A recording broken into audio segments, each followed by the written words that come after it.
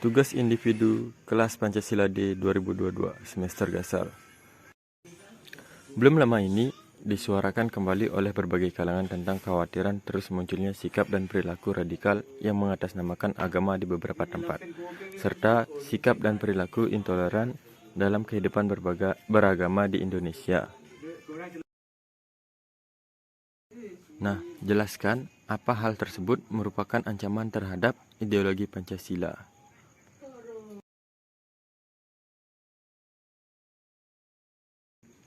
Adapun acuan penanganan kasus intoleran, radikalisme, agama, dan terorisme. Yang pertama itu ada hard approach, pencegahan dengan cara represif. Yang kedua, soft approach, yang lebih mengedepankan tindakan persuasif. Nah, kedua model pendekatan ini memiliki nilai dan kesamaan dari sisi tujuan, yaitu membentengi masyarakat yang hidup di negara ini aman, damai, dan sejahtera. Metode penanganan hard approach digunakan sebagai wujud penegakan supremasi hukum. Bila ada aksi terorisme atau radikalisme agama yang terjadi, maka pihak TNI dan Polri tentu tidak tinggal diam. Hard approach adalah pencegahan dengan cara kekerasan, menangkap pelaku teror atau melakukan eksekusi terhadap mereka yang terbukti melakukan tindakan mengganggu stabilitas negara Kesatuan Republik Indonesia yang disebut NKRI. Nah, metode kedua ini pendekatan soft approach. Cara ini sangat lunak karena mengedepankan tindakan persuasif terhadap paham terorisme, radikalisme, agama, atau sikap intoleran. Jalur pendekatan soft approach melalui ruang dan media, yaitu lembaga pendidikan, madrasah, pondok pesantren, atau workshop, sosialisasi, dialog, kerukunan lintas agama untuk menanam pemahaman, memberikan pencerahan dan pendidikan kepada masyarakat tentang bahayanya paham terorisme, radikalisme agama, dan sikap intoleran. Nah, apakah ada hal mendasar yang patut mendapat perhatian dalam penguatan kapasitas anggota polisi dalam pencegahan radikalisme?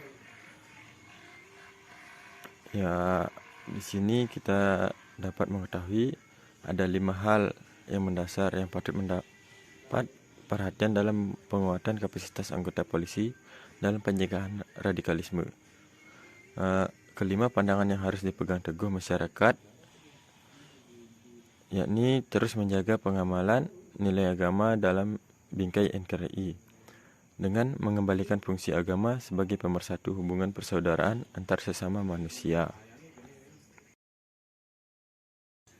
Nah, dengan terus menjaga pengamalan nilai agama dalam bingkai NKRI dengan mengembalikan fungsi agama sebagai pemersatu hubungan persaudaraan antar sesama manusia, rumah ibadah, simbol agama, dan ritual keagamaan tak dicampuri dengan aktivitas politik praktis, dan seluruh aparatur sipil negara dan anggota TNI Polri harus mampu menjaga netralitas dalam tahun politik, menjaga suasana terhadap kondusif. Tokoh agama memberikan ceramah-ceramah yang sejuk, dan masyarakat di negara ini harus melek media sosial, harus tetap memantau media sosial dengan baik. Nah, yang kedua, masyarakat dihimbau untuk terus menebar kedamaian. Ini artinya kedamaian harus tetap ditebarkan di lingkungan masyarakat, keluarga, tempat kita bekerja. Inti ajaran agama pada akhirnya adalah mewujudkan kedamaian. Berpeganglah pada ajaran dan nilai yang diajarkan oleh masing-masing agama. Di agama Islam, rahmatan lil alamin. Di Kristen dan Katolik, ajaran cinta kasih. Hindu adalah ajaran ahimsa. Buddha yakni ajaran kesederhanaan. Konfusianisme ajaran kebijaksanaan. Nah, yang ketiga, melakukan jihad informasi sebagai wujud ekspresi beragama secara positif. Sebab saat ini masyarakat berada di dunia tanpa batas. ledakan informasi yang menjadikan manusia sebagai produk informasi. Kondisi ini bila tidak dikontrol maka masyarakat akan kehilangan nalar dalam menyaring informasi.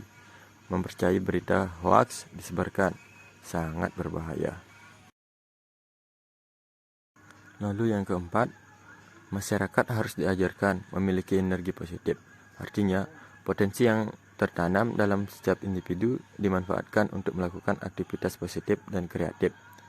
Jika belum bisa menebarkan kebijakan di lingkungan, maka berhentilah mengonsumsi minuman keras yang dapat berdampak negatif sebagai pemicu konflik, atau setidaknya generasi muda dapat ikut menghentikan penyebaran berita negatif di media sosial.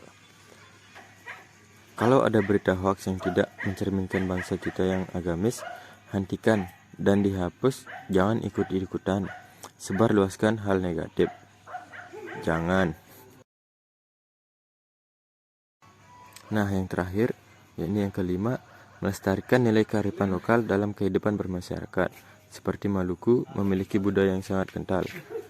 Pela gondong, anin ni ain atau saling memiliki, maren budaya masohi atau gotong royong, huut amehe ngifun dengan simbolisasi kita berasal dari satu darah, ale rasa beta rasa, potong di kuku rasa di daging, dan sagu salempeng patah bagi dua, menjadi kekuatan-kekuatan yang patut untuk dilestarikan untuk menggunting atau memutus mata rantai lahirnya radikalisme atau terorisme tumbuh di tengah masyarakat.